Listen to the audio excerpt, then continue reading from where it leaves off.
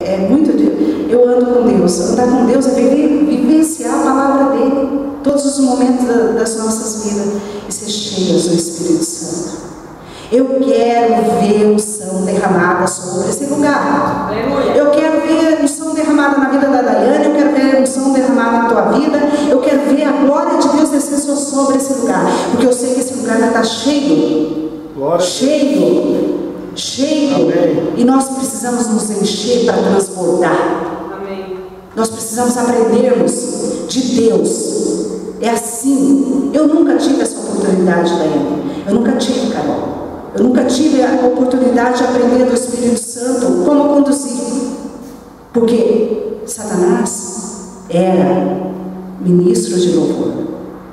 Lúcifer era ministro de louvor lá no céu. E Deus dava todas as coordenadas. Mas o orgulho cresceu no coração dele.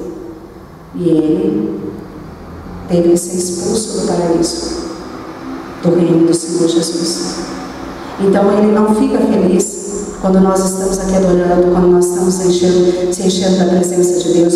Eu sei que a Igreja Batista Vida com Cristo vai fazer a diferença. Vai fazer a diferença. Vai fazer a diferença.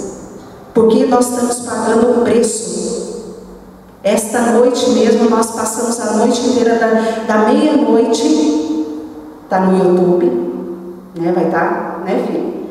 Então, nós passamos da meia-noite, eu, o pastor e o meu filho dormindo aqui na igreja. De 1 em 1 hora, nós levantávamos para orarmos. Então, nós estamos pagando um preço de oração. E sei que Deus vai responder. Amém. Sobre a minha vida, sobre a vida da igreja, tá? A Batista Vida com Cristo vai ser, sabe? Deus vai honrar. Porque eu creio, não é por acaso. Não é por acaso que as pessoas vêm, estão entrando nesse lugar. Porque o Senhor está enviando. Amém. Porque Ele que envia recurso, envia pessoas sedentas, pessoas necessitadas. Mas eu creio que o poder de Deus se manifestará sobre esta igreja, sobre a minha vida, sobre a vida do pastor e sobre a vida do grupo de louvor, para que nós possamos transbordarmos, nos enchermos até transbordarmos, sabe, para poder saciar as pessoas que entrarem aqui nesse lugar.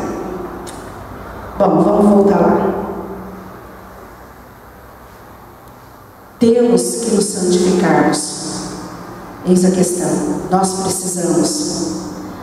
precisamos entrar nessa guerra armados. Nenhum soldado vai para a guerra sem levar o equipamento dele. E é isso que nós estamos aprendendo aqui. Vamos lá para Efésios 6,14. É muito importante que vocês tragam papel, né? Papel, uma